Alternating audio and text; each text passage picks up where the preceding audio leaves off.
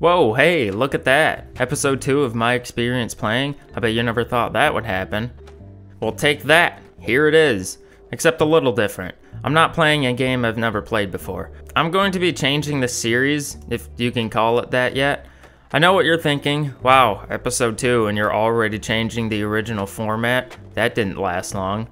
Well, joke's on you, because I was already thinking about changing the format before the first video was even done. How's that for project commitment? All jokes aside though, the format really isn't changing. I'm really just changing the scope of the games I want to play. Originally, I was planning on playing untouched games from my library, but then I thought, why can't I just play any game I want? It's my YouTube channel. That was a really good point that I couldn't argue with. So here I am playing Skate. Actually, the Skate Trilogy to be more specific. For some reason, I had a sudden urge to play Skate a couple months ago, and I decided to start at the beginning and see how the games have progressed. I'm a little worried this video will take a lot longer to make than Arma 3 did, because I now have 3 games to play instead of just 1, and I'm already starting about 3 months after that video was released. This video probably won't have any additional animations because that will delay the video by at least another 3 months, and I still have 17 hours of footage to go through. But that's enough complaining and excuse making for now. Time to get into the real complaining. I mean, gameplay. Before I could get started on this, I had to buy the games first. I only just recently realized that I didn't own Skate 1 or 2. I remember getting rid of Skate many years ago, but I have no recollection of getting rid of Skate 2. Either way, a short trip to the local used game store later, and I can finally start all of this. I was pleasantly surprised when I saw that Skate had backwards compatibility with the Xbox One, so of course I installed the game on that. I was, however, very unpleasantly surprised when I saw that Skate 2 does not have backwards compatibility. Who is in charge of this? Skate 3 works, you just decided to skip Skate 2? Is Skate 3 just modern enough and Skate 1 is considered a classic? I think you're just lazy. After installing Skate and starting it up, and being reminded that all I'm doing is playing an Xbox 360 emulator, and there is no excuse for not allowing certain games to work on the Xbox One, I'm greeted with the main menu. I sat here for a little while, thinking about all the good times I had with this game, while Green Onions by Booker T and the MGs played in the background. This was the first game I ever owned on the Xbox 360. Before we even had a hard drive to save a game on, back when console games were still insert and play and didn't require an installation. We did get a hard drive soon after that, so I didn't have to suffer through the tutorials that many times. My nostalgia and fond memories of this game were quickly destroyed after playing for about an hour. I am curious about how much time I did end up playing this game though, because I started to remember that most of the things I thought I could do in this were actually mechanics introduced in Skate 2. I remembered walking wasn't possible. That's way too trivial for someone who lives and dies on the board. But things like 1-foot grabs, foot plants, hand plants, and hippie jumps, they didn't exist. The whole flick system, I believe they called it, was new and groundbreaking at the time. None of that primitive single button garbage Tony Hawk games are using. This is taking the training wheels off your bike and entering the real world. This is playing a Battlefield game instead of Call of Duty, a true skateboarding simulator of the time. But you know what Tony Hawk games benefited from? Simplicity, consistency, reliability. If you wanted to ollie up something, you didn't accidentally do a kickflip and miss the ledge. Tony Hawk games felt good to play. Ignoring Tony Hawk Ride, of course, that doesn't count. Since Skate is loosely a simulator game, it seems like the perfect game to add the actual game of Skate to. Or Horse, if that sounds too confusing in this context. You know, one person does one trick, then you try to follow up with the same trick. Unfortunately, the flick controls are garbage. Sorry, that's a little exaggerated, but the flick controls are too inconsistent to work reliably. Yes, I'm sure on a technical level they are consistent, that's how computers and numbers typically work, but there really isn't any feedback on if your analog stick is a little too far to the left or the right. Sometimes you do exactly what you want, sometimes you do absolutely nothing. I really want to say this game is groundbreaking, and maybe it was, but there are times when playing this game that made it obvious that this was the first iteration of this type of game. A lot of really stupid things that were overlooked too. The two that made me the most angry were sometimes I would spawn switch. If you let me choose whether I want to be regular or goofy, why do you ignore my choice? If I skated here with my left foot forward, why do you start the mission with my right foot forward? The worst problem of all is the positioning in some missions. For some reason, they like to put me too close to the obstacle in front of me. I always seem to be 2 pushes away from something when 3 is needed to get enough speed. Or sometimes they put me 1.5 pushes away from something, which has its own issues. One of the issues I have with Skate is not even a mechanical problem, it's a design problem. The progression in this game is not good. I know it's not a Tony Hawk game. I'm not talking about trying to raise my speed and ollie stats. I'm not trying to increase my smithing skills so I can forge a better skateboard. I'm just talking about unlocking new challenges. I will look at the poorly designed world map and wonder why there's nothing to do.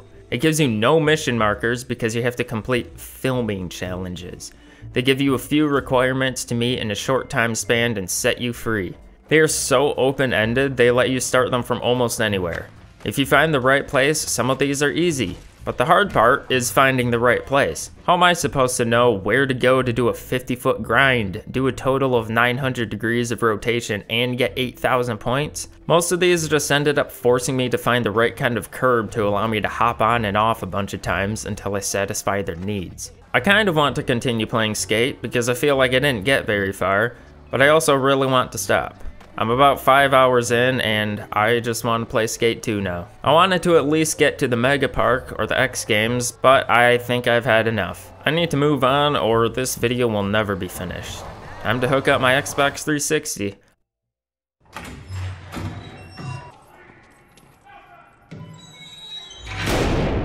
I don't know what the idea behind this game's story and aesthetics were, but it seems like they were going with a slightly more edgy approach. The story behind the first one was, you are an amateur skater who got hit by a bus. And now you're an amateur skater who wants to go pro, or something like that. Beyond the intros of these games, I don't even know if there is a story behind it other than become a famous skateboarder. The loosely used term story behind this game is, you are just getting out of prison for, I presume, skateboarding. I don't think the game necessarily makes it clear. You could be in for tax evasion or murder for all I know. So what would a newly released alleged murderer do? Skateboard, of course. After all, the skateboard is the only possession that belonged to you before getting locked up. Also, the city from the first game was destroyed in a series of natural disasters, which is where the spin-off game Skate It takes place. Then, the entire city was rebuilt, all in the span of about 5 years according to the lore on the Wikipedia page. I do think it's pretty cool that there are places in Skate 2 where you can see the similarities to the first game that have been modified a little bit. I would be nostalgic if I didn't just get finished being mad at the last game. I also maybe don't remember enough of the original map, because 95% of this map looks completely new to me. More about the aesthetic though. Everything about this game seems dirtier. And I don't mean cover your eyes and call up ESRB to change the rating on this game. I mean everything looks like it's covered in dirt. That's a generalization of what it really looks like, but it's the easiest way I can describe it. Maybe it's just the color keying, maybe it's the brightness and contrast or the black levels, I don't know.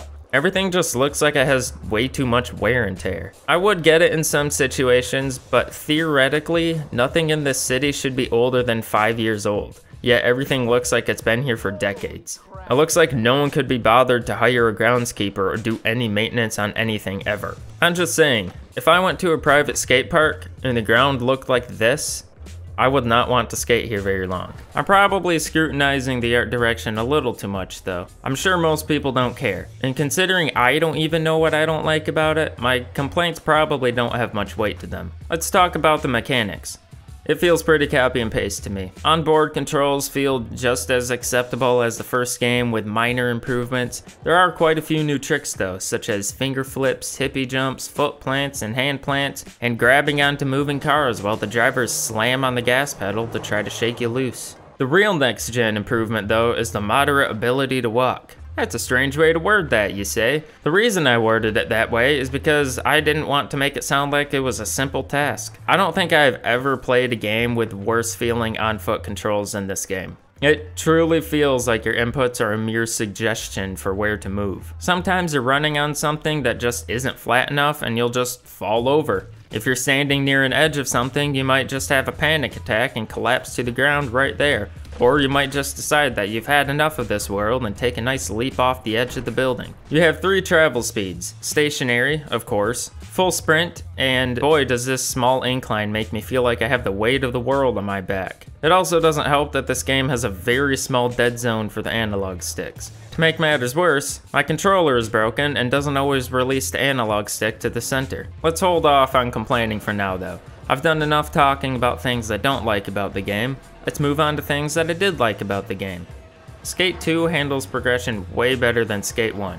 Remember when I was complaining about open-ended filming challenges from Skate? Well, they're gone completely.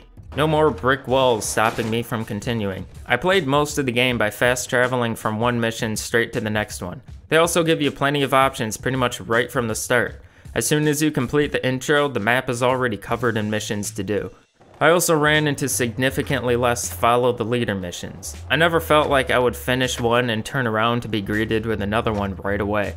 They still need work though, because every once in a while the leader will run into something seemingly without even trying to get out of the way. One of the big things Skate 2 added was the ability to move certain objects around. They would litter various objects around the world like rails, benches, ramps, and other stuff that wouldn't benefit you in any real way. Sometimes it's a kicker that helps you air over or on top of something. Sometimes it's a pile of trash to help break your fall when you miss a turn in the death race and go launching towards a wall. Of course, it's unnatural to find obvious skateboarding obstacles right next to a no skateboarding zone. You would think somebody would have the foresight to get rid of a wooden kicker that's sitting in their property where people aren't supposed to skate in, but I guess that's their problem. I didn't mess around with this function much while playing this time, but I definitely remember trying to move things around to get the perfect angle on something in the past. I would move ramps from miles away if there wasn't one nearby. Then I would probably find one just around the corner afterwards. Sometimes, if I got really sick of playing the game of Skate, I would move over obstacles to where the mission took place. Then I would do my basic tricks, while the puny brain AI keeps crashing or getting off their board because they couldn't calculate the new complex terrain. I think Skate 2 also introduced the replay editor. I honestly can't remember if there was one in the first game, and I can't be bothered to start it up again at this point. It's fairly limited, however, there was once a DLC you could purchase that gave you more abilities in the replay editor in terms of cameras and movement types. I don't know what happened to it though, because it doesn't exist in the store anymore. The additional camera abilities are included for free in Skate 3 though. Speaking of Skate 3, let's give that a try. Now I can put my Xbox 360 into the dark depths of my storage where I can easily forget about it for another few years. Welcome to the land of brighter colors and more accessibility. It only took 3 iterations to finally incorporate a proper tutorial. They also give you the option to change the overall difficulty of the controls. In addition to the normal mode, they added an easy mode that, from what I can tell, just allows you to ollie at max height and gain speed a little easier. But don't let that fool you, this is no child's game. They also added a hardcore mode for all you tryhards out there. Basically what it does is it gives your character a severe phobia of landing on any rail or ledge. You are no longer magnetized to rails, and it's up to you to time your ollies and get your position perfect. I didn't play on hard mode very long this time, but when I initially played the game years ago, I did try it extensively. Except, it just made the game very frustrating. Yes, it does make the game more difficult, but it's at the expense of the game being fun. Just trying to find the perfect angle to get onto rails is frustrating enough even when the game assists you.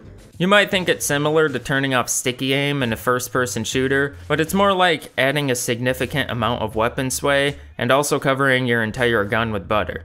Sure, you can see the target you want to be aiming at, but that doesn't mean aiming your gun at it is going to point your bullets in the right direction. Sometimes, adding arbitrary difficulty to something doesn't make it better. You can play Dark Souls using only your fists, but why would you? Bragging rights? Maybe. But I can assure you I've never heard anyone brag about their Skate 3 abilities on hard mode. You will regret putting the game on hardcore mode, but at least they let you touch the hot stove for yourself so you can learn how big of a mistake it was. I was expected to play Skate 3 the least out of all of them, to be honest.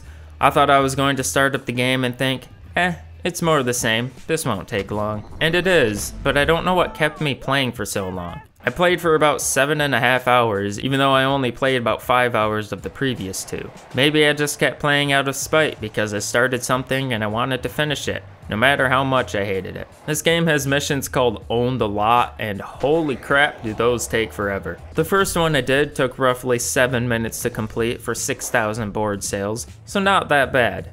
By the way, this game uses board sales instead of experience, but these Own the Lot missions will get so much worse. One of them took me 13 minutes to get 20,000 boards. Why would I do that when I can just do a death race in 2.5 minutes? It earns the same amount in a lot less time. Too bad I did all of the death races and ran out. The worst one had a reward of 30,000 boards. I wasted 50 minutes of my life doing them, only to get stuck on the very last one and give up because I couldn't do it. The point system seems so random at times. For example, I have done a 540 double heel flip and was awarded 1,500 points. I have also done a backflip finger flip and was awarded a whopping 265 points.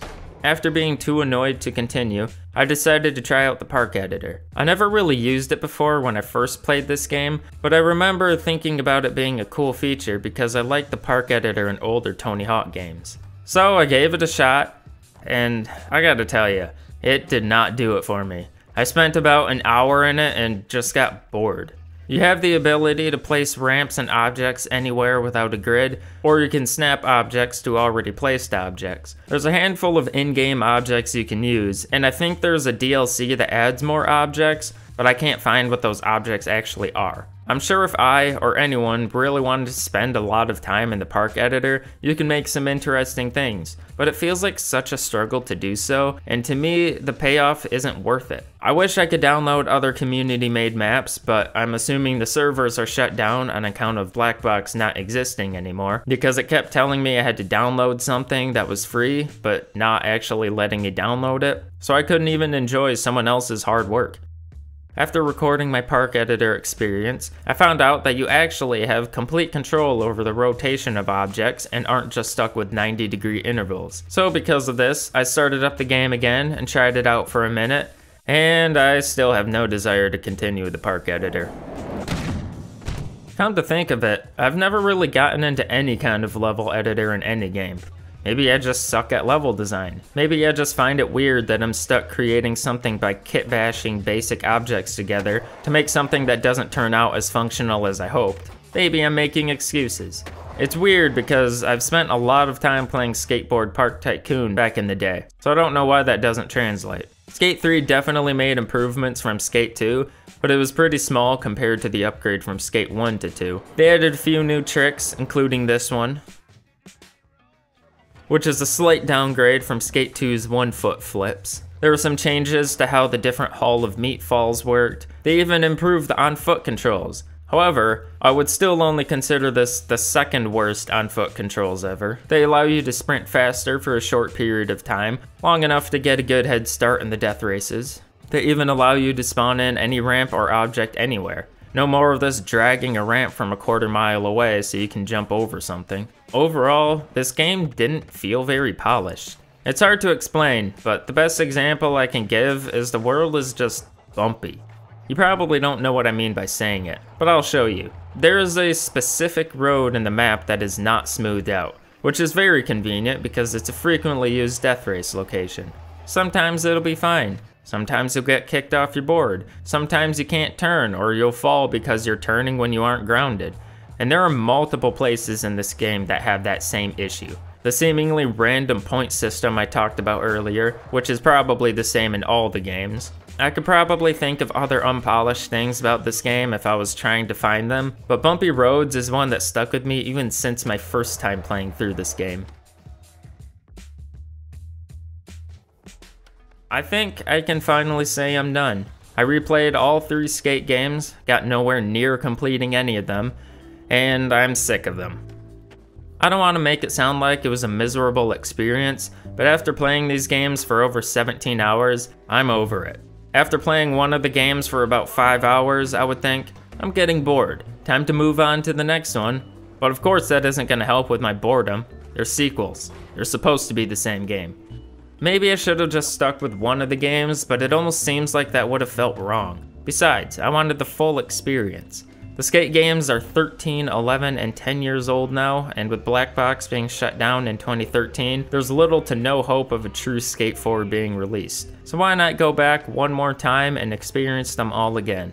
Maybe I should go back and play some old Tony Hawk games now. Both series had some kind of nostalgic impact on me, Tony Hawk games a little more so. It's hard to decide if my favorite skate game is 2 or 3. I definitely played Skate 2 the most. Skate 3 of course has some features that make the game a little better, and I definitely have my complaints about both of them, but I think Skate 2 just pulls ahead ever so slightly. I hope I didn't come across as hating these games too much. I no doubt enjoyed playing through them again. It's always hard to go back to old games you remember enjoying, only to find out that they didn't age well. Whether it's the graphics, animations, voice acting, for these games it was the mechanics. Although it didn't look particularly appealing to play at what appeared to be 720p. I am most likely wasting hard drive space by recording these at 1080p. On a side note, one of the things that usually hits me hard when playing my old childhood games is listening to the soundtracks again.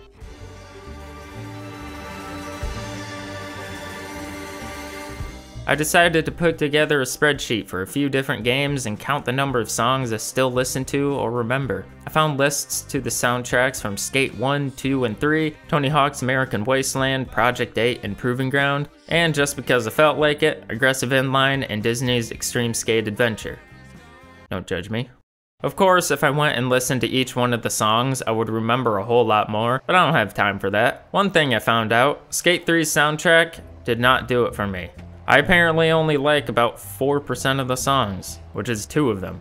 I only remembered 6 of them, which is sad because I just played the game. I was actually a little surprised by how many songs I listened to because of Skate 1 and 2.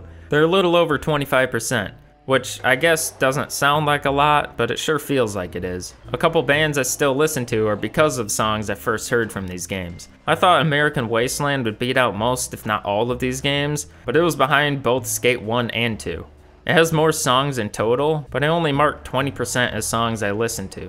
Everything got destroyed by Aggressive Inline and Extreme Skate Adventure though. They only had 13 songs in them, so maybe I just heard everything more frequently, but the songs still hold up, with 77% of the songs from Aggressive Inline still being listened to.